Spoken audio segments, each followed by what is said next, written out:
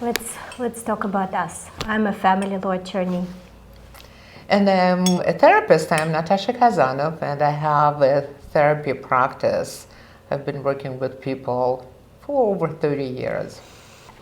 I don't want to invite you to share personal information, but if you were to find a lawyer, how would you do it from a perspective of, getting the best result, not getting screwed over, but also have a counsel who would represent your interest?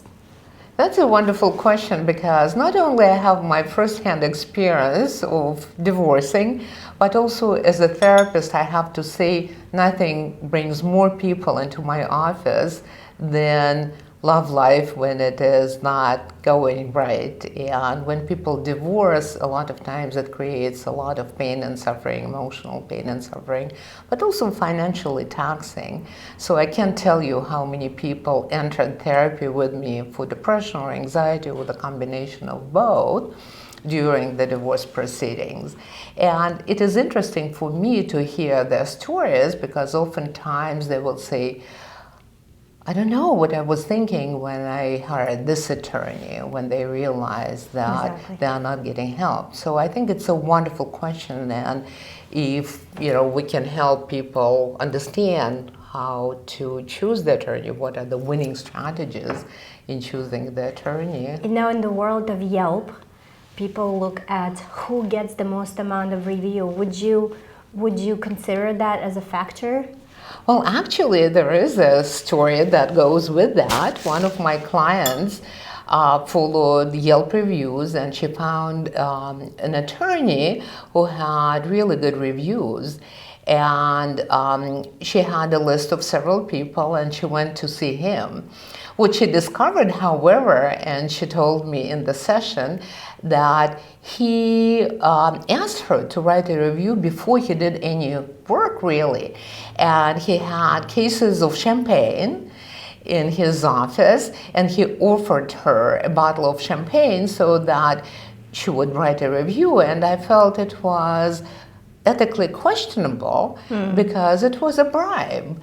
And, I looked him up, and he has tons of good reviews, and, disproportionately high compared to other people.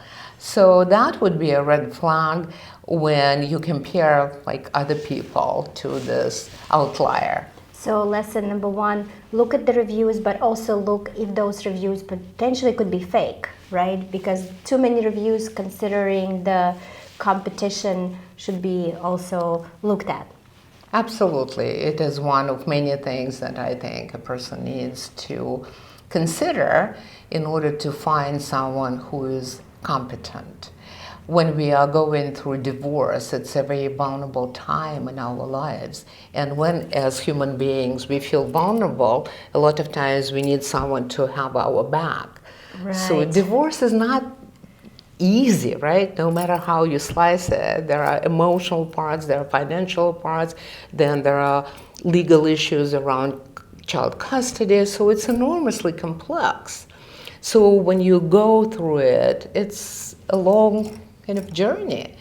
And at the end of it, you either will be okay with how it was handled and say, hey, it was hard, but I'm glad how it played out. Or sometimes I call it, what was I smoking when I made that decision? And I have these responses in my office where people say, I don't know, I've spent $100,000 to divide $50,000 that we were fighting about. So it doesn't make sense. So one second lesson is do cost-benefit analysis. If a lawyer is promoting to spend a bunch of money to save a little money, that's a red flag. And from a psychology standpoint, when a client is interviewing a lawyer, how to know for a client when they're vulnerable and they need to have an attorney cover their back, to know whether this attorney is the right person. Because most of the time clients are, I call our business emotional emergency, EE room, because when they call, they don't care who to hire at the moment, they just want an attorney now. Exactly, and a lot of times we feel so vulnerable in the state we want help, and that's where we can be manipulated into making decisions that ultimately will work against us. So, how do you make a decision? I think you have to do your homework, and you have to first make sure that you have information about the attorney, and Yelp is one of many resources, but I think that it is also very helpful to ask people who had the good divorce, right? Not that divorce is ever good, but some people have gone through it and they feel okay with how things played out. So, in my opinion, it has to be like when we trust people to have our back when we are vulnerable, we need to tap into competence.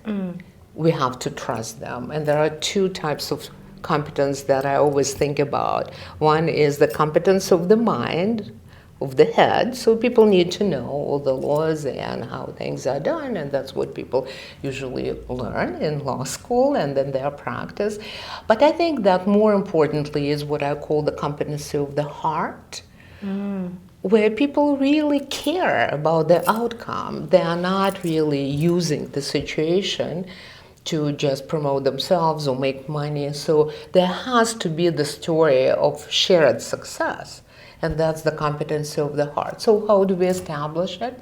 Well, in my opinion, people who had this experience and worked with people can tell the story. So ask your friends, divorces are so common these days, right? I'm hearing that in the millennial population, the divorce rate is like up to 75%. I don't know if it is true or not, but that's what I hear. Right. So, more marriages than not don't make it, right? So many people had their first-hand experiences. So I think that it is important to see not just from Yelp reviews, but from real people, how their relationships played out. I actually had a case where a woman came to me and she said she was represented by a pseudo lawyer, and then it turned out this lawyer didn't have a license and she wasn't a lawyer. She was a lawyer in Russia, but not in America. Wow. So first thing to do is to check the lawyer on the state bar website to make sure they are licensed to practice law, and then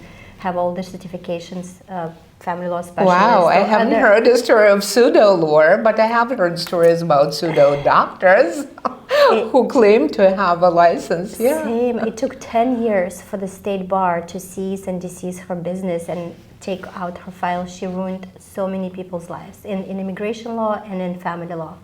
Wow, how brazen. I have an article on my website about her, so she's real.